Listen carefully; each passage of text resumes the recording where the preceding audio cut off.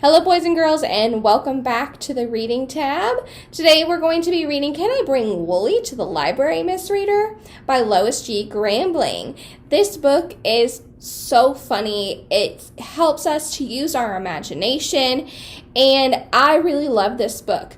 Now it's a little bit different than the book that I read you on Monday, and it's different than the book that we read on Tuesday with Miss Smith.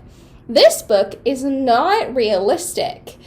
I wonder why it's not realistic. Well, let's think about this. What is this guy right here? Does that look like an elephant to you? To me, it looks a little bit different than an elephant. So I'm thinking that it's a made-up character, or maybe it's a character that doesn't exist anymore. I'm thinking, well, this is an imagination then, because this kid can't really have this character, this elephant-looking guy. Well, he actually is a mammoth, and mammoths used to exist a long time ago, but they're extinct. That means that they don't exist anymore. And so mammoths, you can imagine them, and you can see pictures painted of them, or you can imagine and draw a mammoth, but a mammoth is not real anymore. So it's an imaginative story. This is fantasy fiction. Okay? It's a type of fiction. Fantasy means that it could never happen and that it's not real. And fiction also means it's not real. So fantasy, this is fantasy genre of fiction.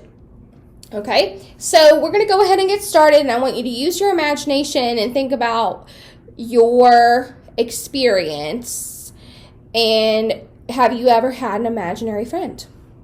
This book is tons of fun, so let's get started. Can I bring Wooly to the library, Miss Reader?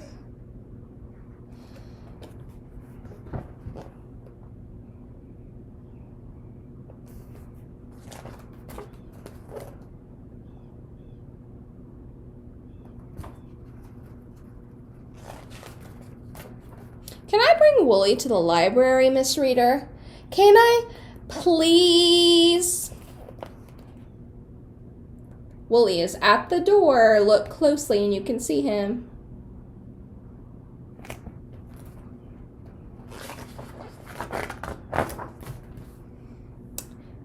If I brought Wooly to the library, he could finally get a library card. He could practice writing with Mr. Penn, the new library volunteer. Sometimes Wooly mixes up his letters or makes them backwards, but with more practice, he could print his name on your library card application, and you could read it. So he's coming up with good examples of why it's important for Wooly to come to the library. So he's trying to persuade Miss Reader to let Wooly come in the library.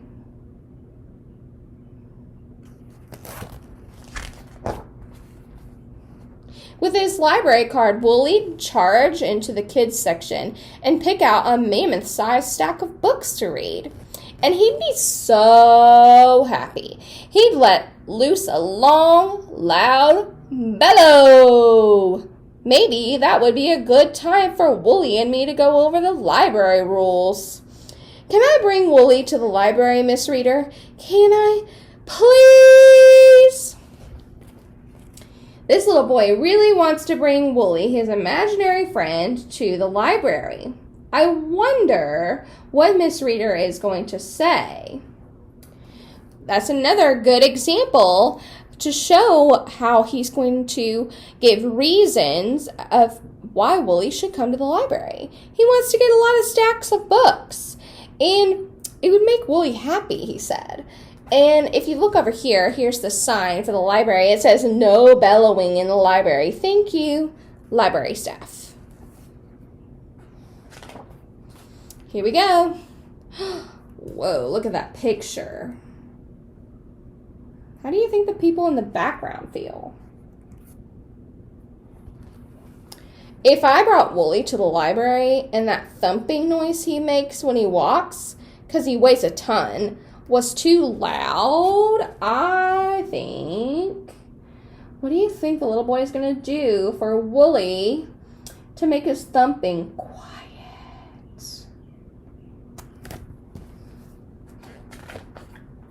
Here we go. Oh, look what happened. What does Wooly have on his feet? I could buy Wooly a pair of extra large fuzzy slippers. That way, he'd be as quiet as a butterfly landing on a buttercup. No thumping in the library. Thank you, library staff. And maybe I could pick up slippers for those rowdy Boopsy twins, too. Can I bring Wooly to the library, Miss Reader? Can I, please?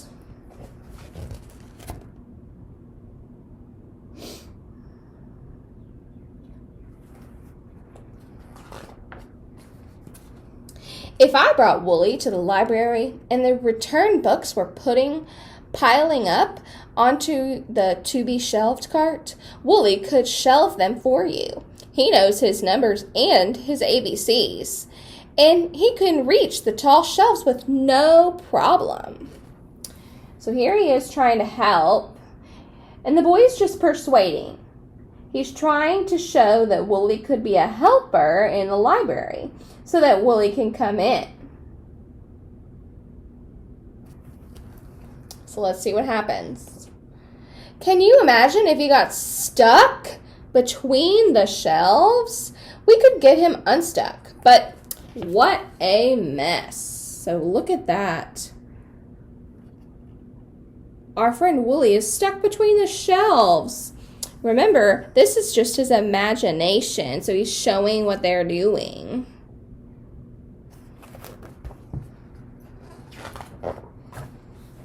Maybe we could leave the shelving to you, Miss Reader, but Wooly could sit at your desk to check books in and out. Then things would be back to normal. Almost.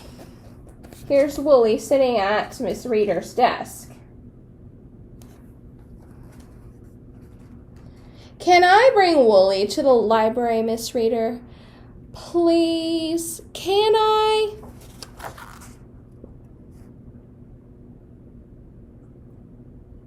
Look at that mess that Wooly made at her desk.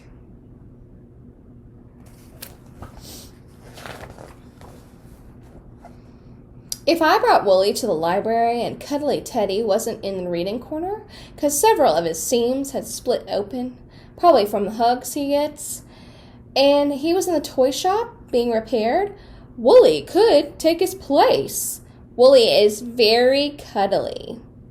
Then the little kids would still have plenty of places to sit and someone who'd listen to them read aloud.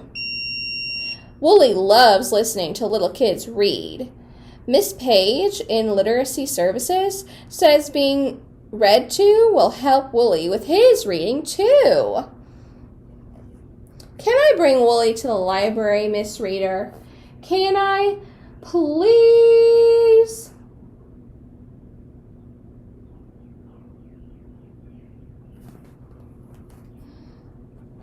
All the kids are sitting with Wooly.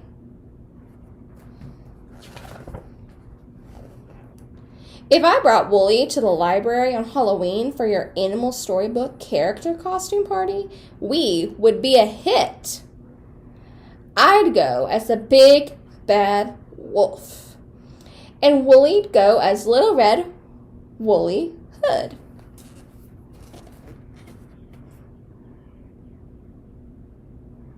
See his costume. They're a perfect duo. I wonder what's going to happen next. Then you'd read us spooky stories. We'd all listen. Wooly too. Bug-eyed, terrified, and frozen with fear. It'd be the coolest story hour ever. Can I bring Wooly to the library, Miss Reader? Can I? Please? All the kids sitting around listening to the story. The boy is given lots of reasons to have Wooly in the library. If I brought Wooly to the library and Mayor Pinchpenny came in with overdue books, which he usually does, and he complained loudly that he wasn't going to pay any fines because he'd renewed his books by phone last week, but he hadn't, Wooly'd flip Mayor Pinchpenny upside down and shake him, gently of course, until enough coins had fallen out from his pockets to pay his fine. Then Wooly would flip Mayor Pinchpenny right side up and continue reading his book. Wooly's doing a service. Silly Wooly, you don't turn people upside down.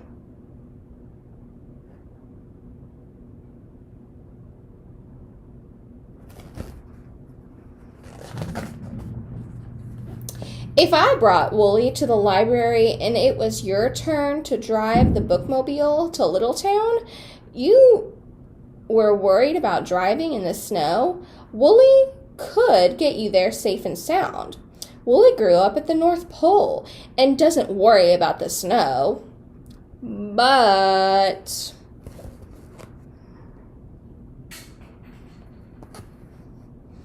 if you did slide into a snowbank, Wooly just would hook his curvy tusks around the bookmobile's bumper and P-U-L, pull! You'd be back on the highway quick as a blink. So Wooly can do a lot of cool things for the librarian. Here he is. And if you had to spend the night in the bookmobile, you'd get used to Wooly's snoring. Zzz. All the Z's in the background show Wooly is snoring. That's crazy. That wouldn't really happen. Uh-oh, Miss Reader. My mom's worried that if Wooly came to stay with us, he would get homesick, like I did at camp last summer. Being so far from home, his home at the North Pole, he would miss his parents a lot, and the snowy, frozen weather, too. So, Wooly won't be coming to the library, but he has a friend who will.